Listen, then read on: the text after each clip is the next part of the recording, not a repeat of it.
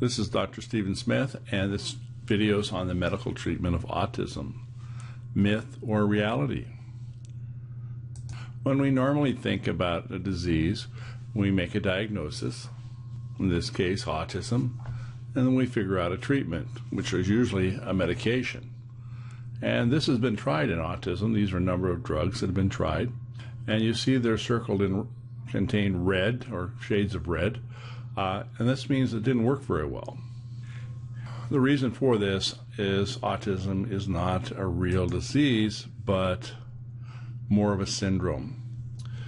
So the first thing we need to understand is comorbidity when it comes to autism and other diseases. Diabetes is a good example.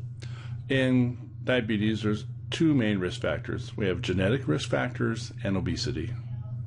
If you have a family history of diabetes in your family, you're likely to get it if you're obese. If you're not obese and you exercise regularly, then the risk is fairly small.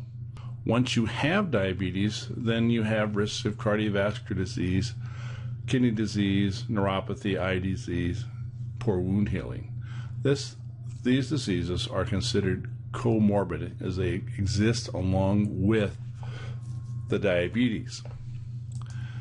But in autism, it's a little bit different. They're multifactorial in that these co-conditions or comorbid conditions are actually part of the cause of the autistic syndrome. And I use the word syndrome rather than disease because I don't think we can think of autism like a regular disease because it has so many different facets.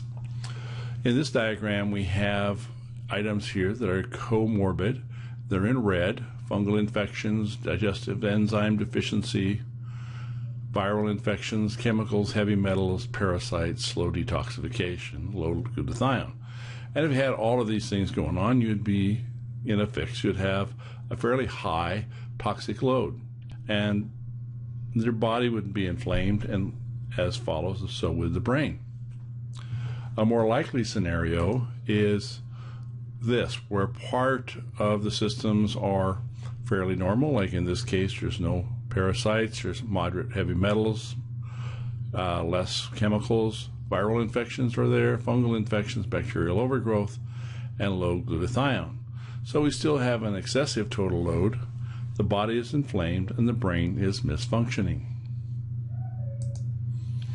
In a normal child, the total load does not exceed the body's capacity to handle it. So there's no bacterial overgrowth, fungal infections are okay, digestive enzymes, viral infections are minimal. There's some chemical and heavy metal load, but not so much that the body can't handle them. There's no parasites, detoxification is okay, and we have normal glutathione.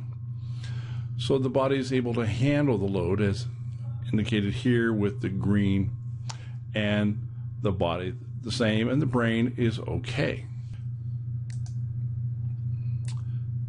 So looking at this diagram of a healthy child, we see this green square is the digestive system. There's no parasites, bacterial overgrowth, or fungal infections, adequate digestive enzymes, and good healthy flora. Nutrition and vitamin minerals are okay. Immune system is okay. And you see we have minimal inflammation coming out of the GI tract as portrayed by this green arrow. There are heavy metals and chemicals. We all have them. An average child is born with over 300 chemicals in their cord blood. So we have some toxic load, but we also have a system to handle those. Our detoxification system can remove those chemicals if it's working properly and we have proper methylation. This is what we see in the average autistic child. Now, this can vary from child to child, but you'll get the idea. The GI tract is inflamed, as indicated by this red arrow. We have a toxic load that is not being detoxified. The detoxification is not working well because there's problems in methylation and other factors.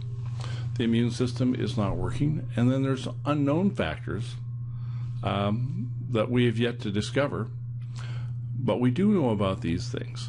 There's no healthy flora, lack of digestive enzymes, so what are we to do? Well, we address each one of these problems individually. We can treat a bacterial overgrowth, although it's shown here as we haven't, and we still have food allergies.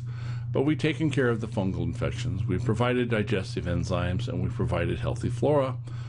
We provide nutritional support to the GI tract, to the immune system, and to the detoxification system. So it's starting to work. The toxic load is going down here, and we're seeing the toxins leave the body. But we still have a load going to the child, but not as much as before. And the child is functioning better, as depicted here by a green color. So in summary, what we want to do when we treat autism, we really can't treat this directly. But what we can do is treat the comorbid findings like dysbiosis, lack of digestive enzymes, fungal infections, bacterial overgrowths, and supply correct nutritional deficiencies, fix the detoxification system. And when we do this, we reduce the comorbidity, and the severity of the autism goes down. So you start with a severely autistic child, and you start working on these factors, and you start to see the symptom load go down. In some cases, we can reduce the symptoms to 0, and we essentially have a normal child again. But our goal is just to move these symptoms down this slope so that we have a child that is functioning better. And in a healthy state, our immune capacity exceeds our total load. In autism, these two are reversed. So our goal is to reduce the load to the point that our immune capacity can handle it. And when we do, we will reduce the autistic symptoms.